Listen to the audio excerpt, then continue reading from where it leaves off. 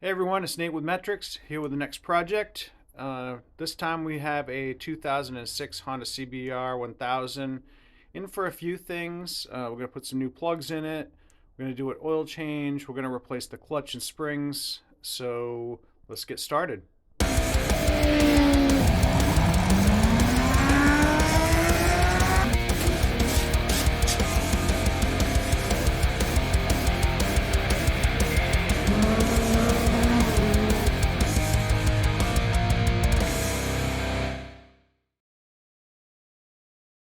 So unfortunately, one of the things that happened, I started this project. I got some video with two cameras, but the ones on my phone, I made a rookie mistake and lost it trying to transfer it over to our server. My bad. So I'm gonna have to recreate some of that, but hopefully we can give you the gist of it. You didn't miss too much, and I will get some shots from the other cameras and just sort of talk you through some of the work that's going on. But I'll give you the summary now.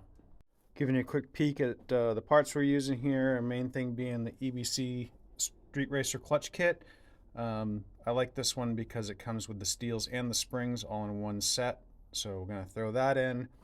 I've got Maxima full synthetic and a high flow filter to go with that. Here's the original air filters, which actually don't look bad at all. They're actually really clean, but we're going to go ahead and replace them anyway. I've got those here, and then the rest is just pieces, parts from tearing the bike down. So let's get going.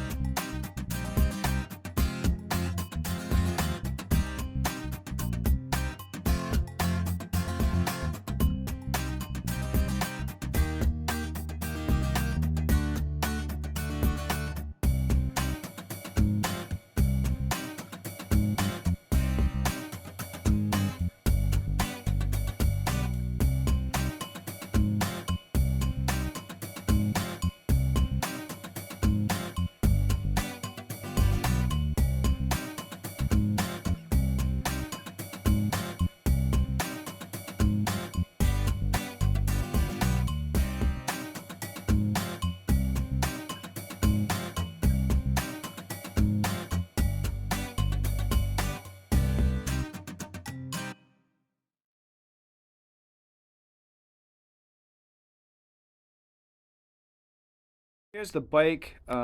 Basically got it torn down.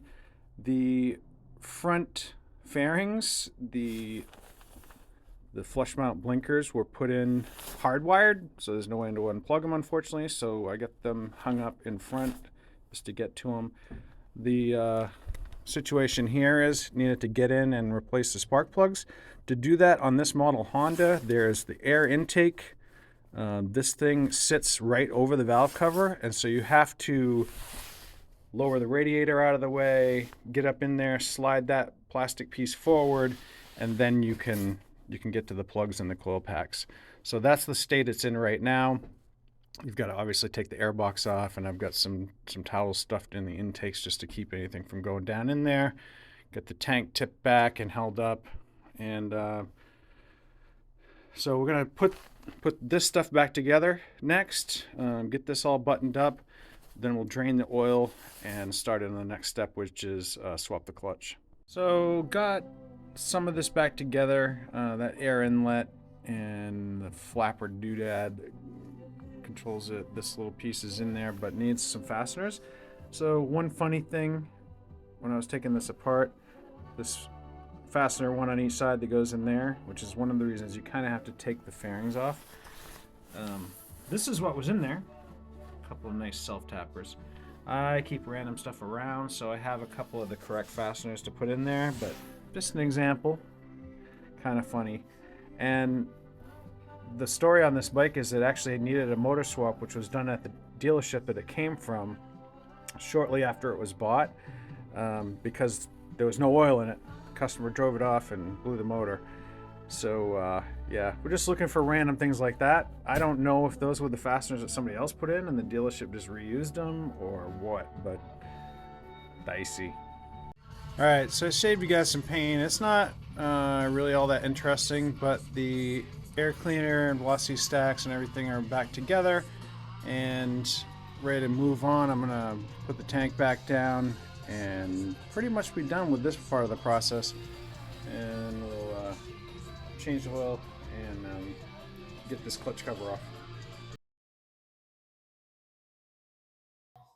All right, so here we are. We're gonna drain the oil, take off the filter, and put the new filter on, and then we'll start on this cover. Looks like we're gonna have to take this slider off. It's in the way slightly, and I just don't want any trouble when we go to put the cover back on. So we'll take that off, or at least move it out of the way.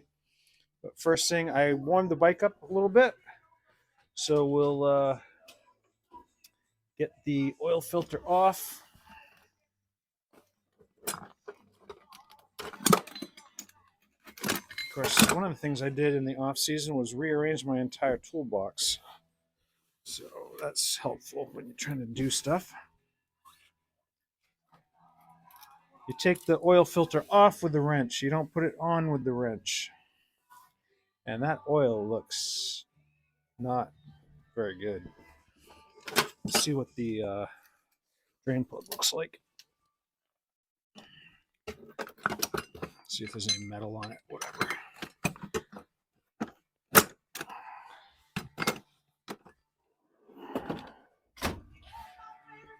And I was surprised to see that it's 14 mil on the drain plug. It's pretty tiny, honestly. And I probably should have done this part first. It's not a magnetic plug, so that's not going to tell us much.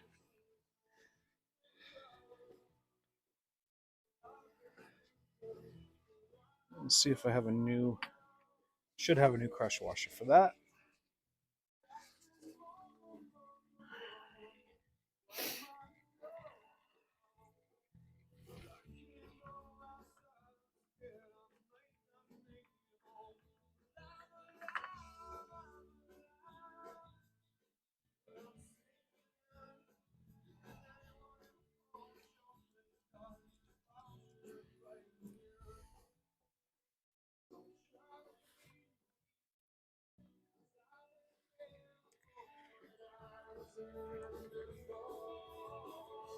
You can definitely see some particles.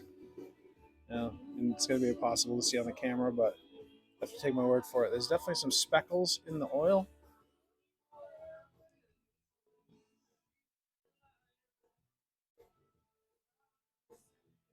And a lot of,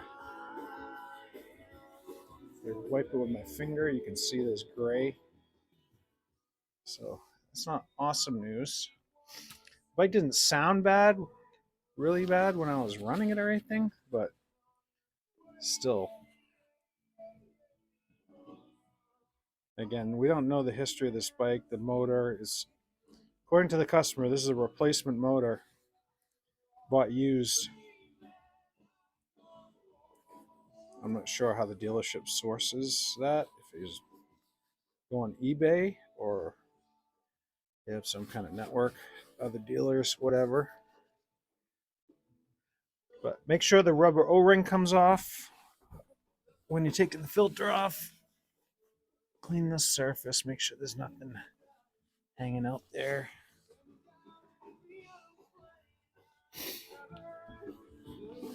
We've got a new high flow go on it.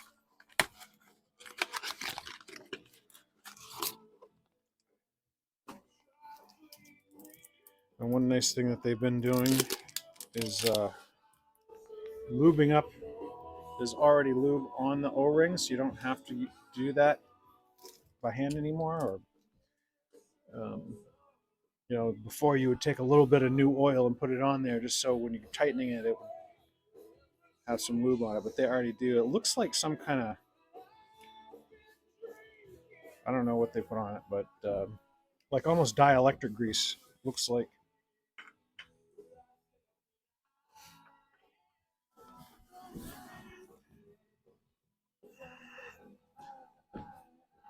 You don't have to kill this. You want it tight.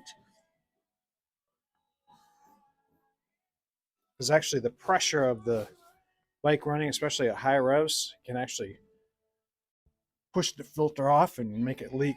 So you want it on there pretty firm. We'll let that keep draining, and I'll see if we can loosen that up.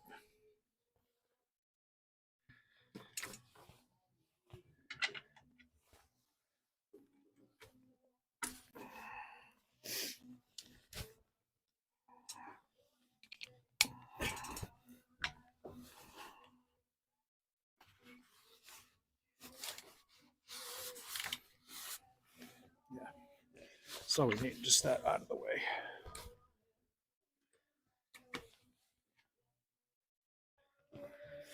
Okay, let me see if I have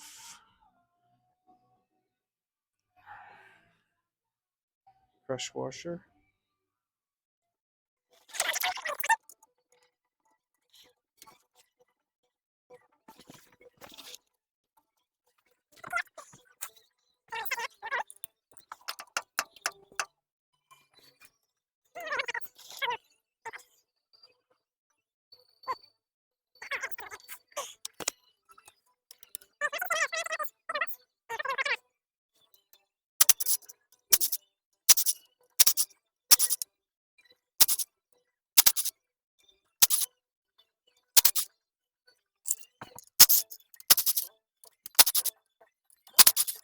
Seemed like they were in there way too tight.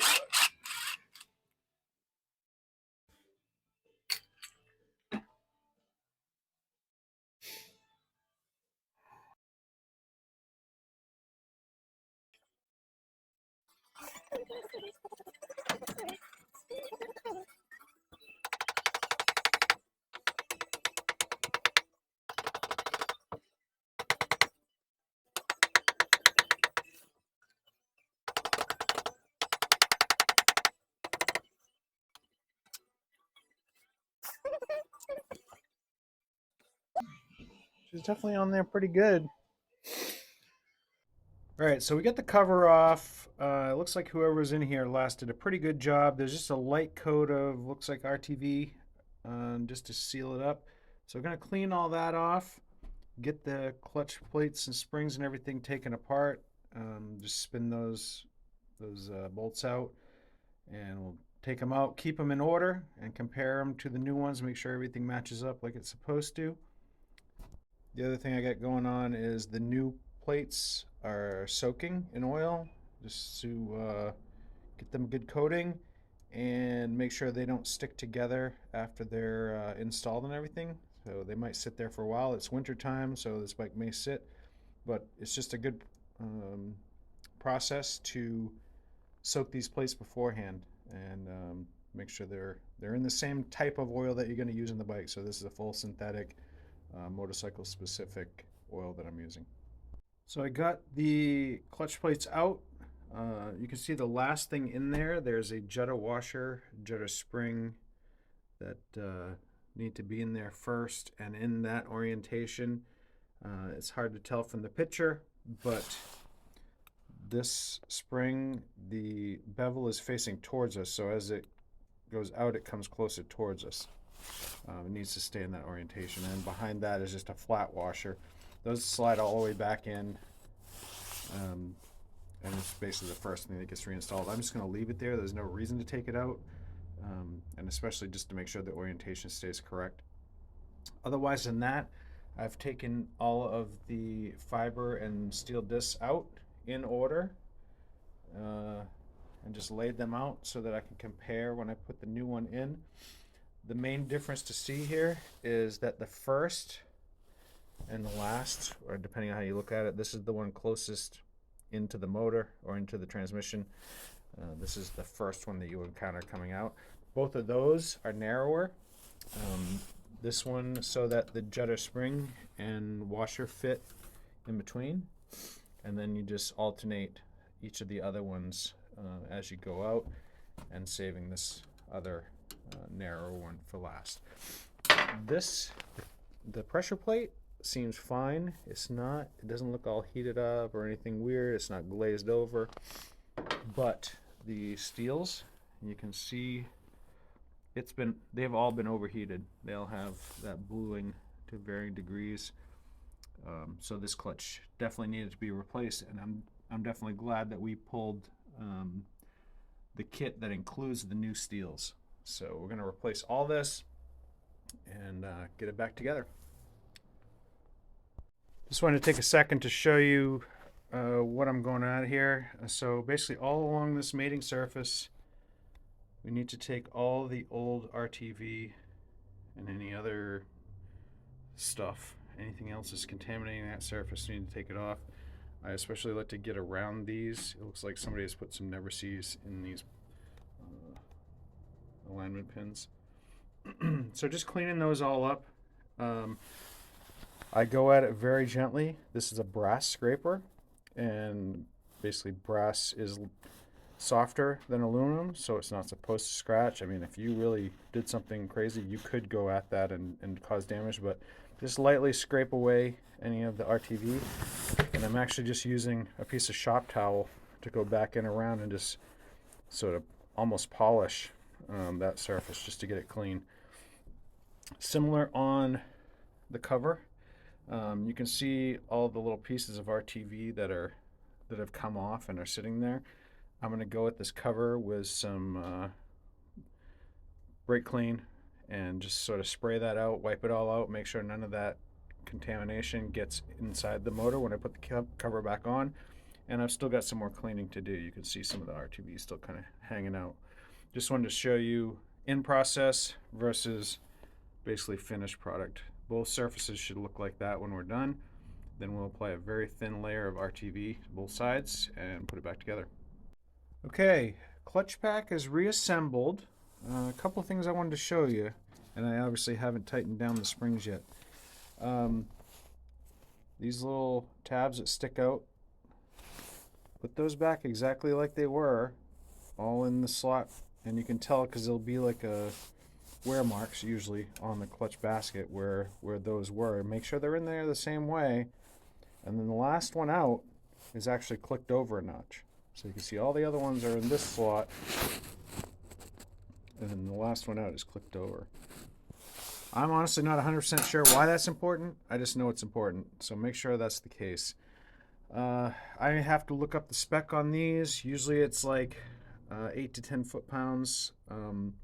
Definitely use your torque wrench because these things will snap off if you apply too much pressure to them, and ask me how I know.